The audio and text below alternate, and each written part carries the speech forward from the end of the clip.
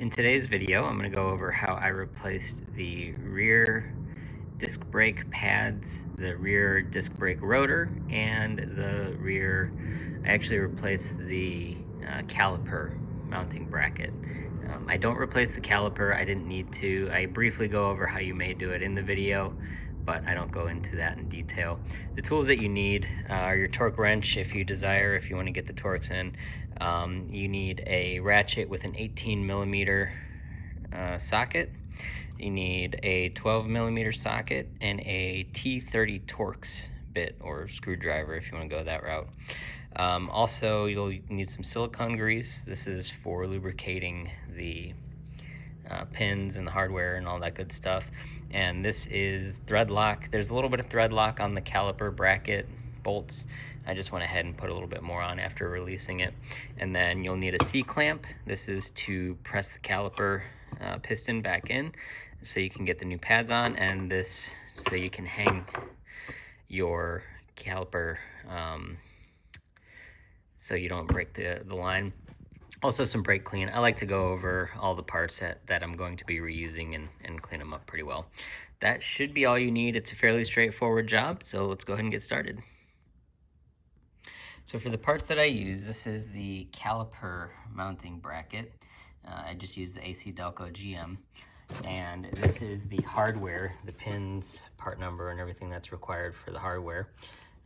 I've already installed it, so you don't see it in here, but I show it in the video. So if you want, this is the AC Delco GM Genuine that I purchased. As for the rotor, I went ahead with Power Stop Evolution Geomet coated. It's coated all the way around. Since I live in Chicago, we get a lot of salt and stuff, and it helps keep it from rusting. And these are the rear brake pads that I use. Again, it's the Power Stop Evolution. First thing you want to do, of course, the car's been jacked up, the wheel's been removed. Here's what it looks like after the wheel's been removed. You come back here, and you have these two right here, one right there, and one right there. You're gonna loosen those using 12 millimeter socket. Okay, it's gonna be a little tight on there, so just give it some force. Use a breaker bar if you need to. Mine have I already kind of pre-loosened mine. That's why it seems so easy for me, because sometimes these can be frozen on there. There you go. And it's pretty simple. You just remove the bolt all the way, or the pin if you want to call it that, but it's really just a bolt on this one. So you remove both bolts all the way, and then this will actually be free. You're going to want to hang that to keep it from falling. With the bolts removed, this is actually free to come off. So just take that. And my strategy is I put this bungee cord up here, wrapped it around the leaf springs a couple times, and then I just hook it in like that. There you go. Now you want to hang it, because if you just let it dangle, you're going to tear this line. You don't want to tear that line, or you'll be doing a brake line job as well. Now what you can do is you can go from here and just remove and replace these pins from here, but I'm actually going to replace this entire guide here. It's pretty much shot. So the best course of action is just replace this. However, if you are just going to replace the pin and put in new pads, this simply comes right out.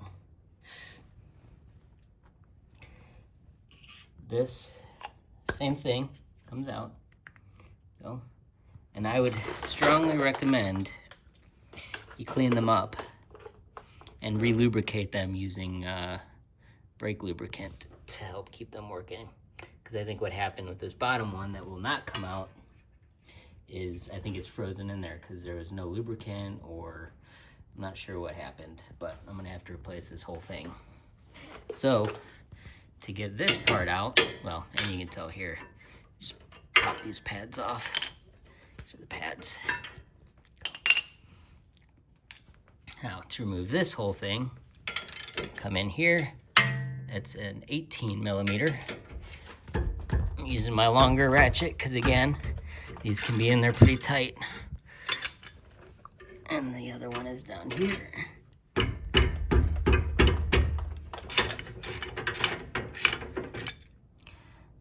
what I do want to mention as well is this little tab, if you aren't replacing this whole assembly. This little tab right here comes out, this little hardware piece. Take that out. And then this one up here. Take that one out. If you need to use a screwdriver to get it out, feel free, get a little flathead, wedge it up in there. Take these out. Voila, they've been removed. With these two removed, and that one, you'll see this is just free to come right out. And there it is, fully removed. Now your rotor is free. You'll come in here with your T30 Torx bit, take this little guy off. And this is, your rotor is mostly held on by the caliper and everything. This is just kind of a little extra insurance here to come off. Now what you'll find is once this is out, this may not freely move because your emergency brake is in here. All you do, hit it here, hit it from the back, hit it here, hit it from the back, just kind of keep going until it frees itself.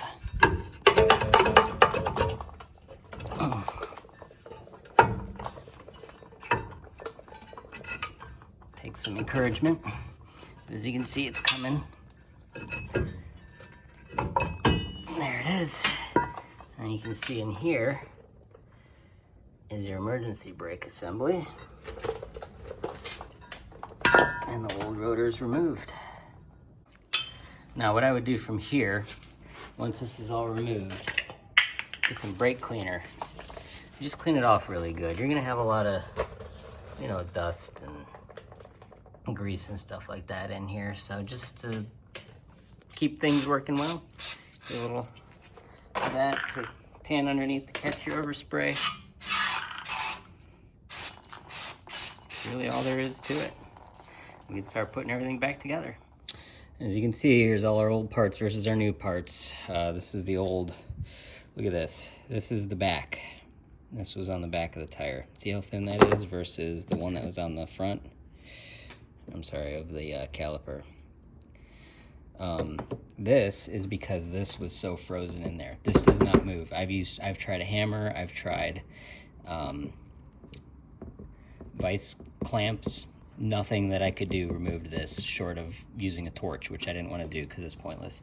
But this doesn't move, which is not good, which is causing such uneven wear and will even tear into your rotor once that's gone. So once it starts cutting into your rotor, just get new rotors. Don't even bother with having a shop spin them and even them out. It's cost net neutral if you do it the work yourself. Here's the new pads. You can see we got quite a bit of surface left on it versus the old one, even though this one actually wouldn't need to be replaced. I think if it actually went evenly, these would be fine. Here's the old pin. Some of the grease is still good on this one, so believe it or not, the top one worked fine, but the bottom one was frozen.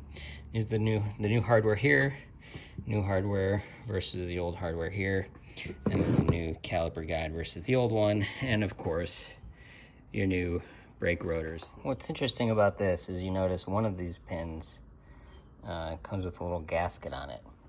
I imagine, just by what I took out here, that that's the one that's frozen in mine. So I'm going to orient it the same way, assuming the one that's not coming out is the one that holds this extra little rubber gasket there. So I'm going to use my my brake grease. I'm going to put a little bit on there, a little bit on the outside of this gasket as well, and then all along the shaft of the pin, and maybe even try to squish a little bit inside of this little rubber grommet thing. So I'll get the grease on and then we'll put it together.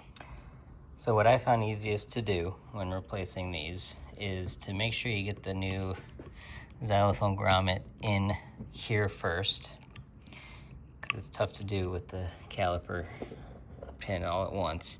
Then take your pin, very well lubed up, slide it on in. Go. Then you can take the top of the xylophone Here's a little air escape. Put it on there. There you go. Once it's all sealed up, you should notice that this moves fairly freely. Should rotate and spin and go in and come out. All that's required for a well-working caliper system. And I'll get the other one in too. Okay, they're both in. They both move nicely. Next, we're going to put these little guys in. There's no right direction to put them in. Just make sure you put them in this way. Okay. There we go. Those are in. And now you're going to want to lubricate, before you put it all together, you're going to lubricate in here and right here, since your caliper, your pad is going to slide on that. It doesn't necessarily stay. You'll always find, I think that lube wears down pretty quick once it's on, but that's all right. I figure it doesn't hurt anything to put lubricant on. Only thing it'll do is help. Okay, so there we go. First thing you want to do to put everything together is get your brake rotor back on. Make sure you don't forget your little Torx bolt there. Make sure it lines up here. Okay, may need a little massaging to get it in over your brake, but maybe not. Maybe it just goes in easily for you like it did for me. Best case scenario. Then after it's on, just get your little Torx bit guy, put it on. I don't have a torque spec or anything for it. Just tight enough so that it doesn't back out while you're driving. But not so tight that you can never get it out ever again. You know what I'm talking about. As tight as it was when you took it off is about as tight as it should go. You'll notice too, as you screw it on, it actually helps seat your rotor in a little bit better where it needs to go. After the rotor's on, we'll go ahead and put in the caliper bracket. Go. Let's see if I can do this. You line it up in the top. That's how I do it. I'll put the top bolt in. Now, if you noticed when you took this off, there's a little bit of thread lock on there. So I put another drop of thread lock on. I didn't go excessive. You want to be able to get it off again. But I figure it doesn't hurt because brakes are kind of a critical piece. Got the top one on. Just kind of rotate the bottom until it's in. Oops. Go. And then after those are tightened down, I have the torque specification that I found for it was 74 pound-feet plus 15 to 30 degrees. I assume 15 to 30 degree farther on the turn. So get that in. Got it set for 74 foot-pounds. Put that in there until we hear the click.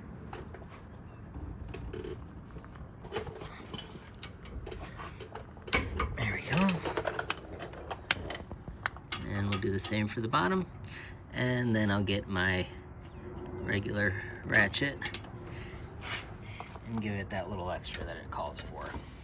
Now that torque is per some of the forums that I looked at. I didn't get it from any Chevy manuals, so just verify application or use what I say at your own risk.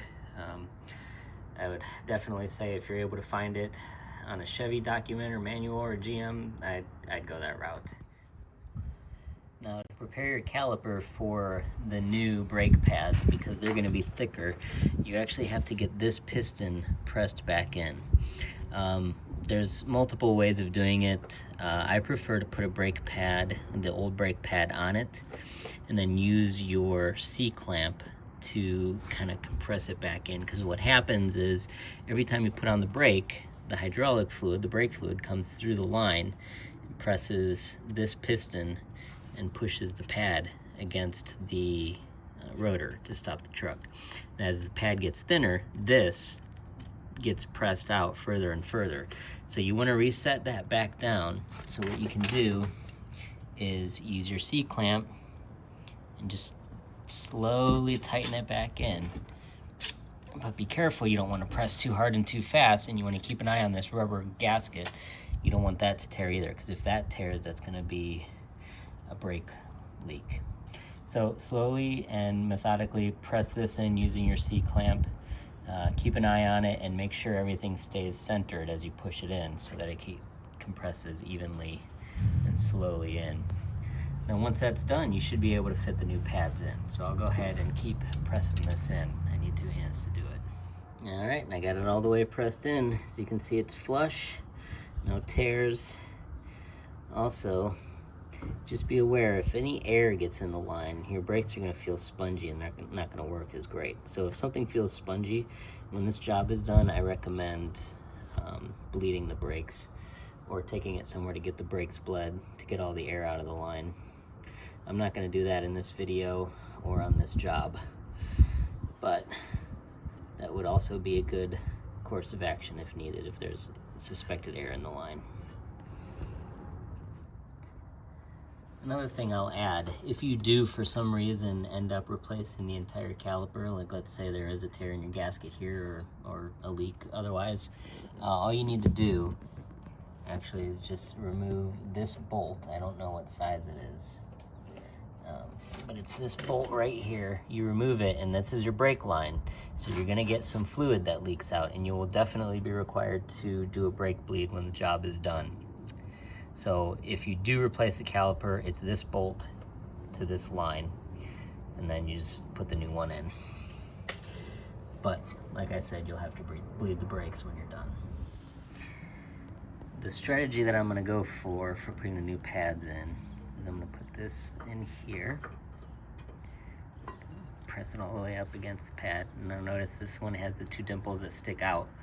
That goes on the outside. The one that goes on the inside is this one that does not have the dimples that stick out because it needs to sit in here. So I'll put this on like this.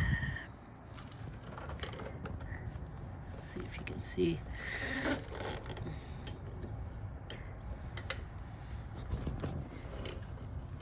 we go. Put it in there. Slide it in there. Press it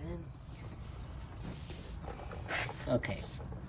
Put the pads in. I put a little bit of the lubricant on the back. I did that because that's per the instructions on the brake pads that I got. I don't know how necessary it is, but I'm a good rule follower, so I went ahead and put that on. So then next, we'll get the caliper in. If I can unhook it. Slide the caliper in like this. Now since you've pressed it in, it should go in rather nicely. And then make sure this on the top and the bottom are rotated and lined up. There you go. Are rotated and lined up so that when you put the bolt in, fits right in. This should sit correctly there. And down here.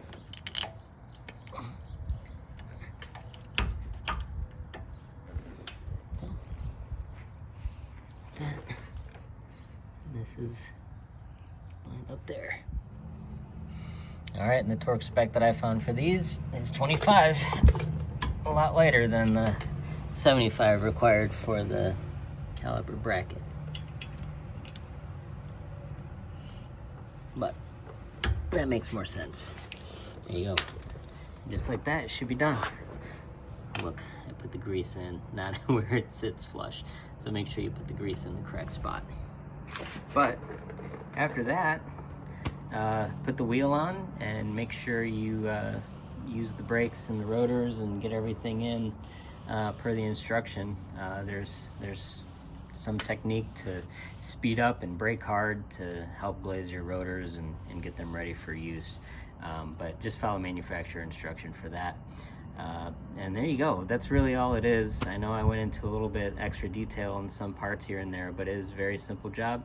And if you do the other side, it's really just a mirror image. So hopefully you found this helpful. I'll also have another video for the front rotors and brakes if you want to check that out. And that is all for today. Remember to like and subscribe and share if you found it helpful.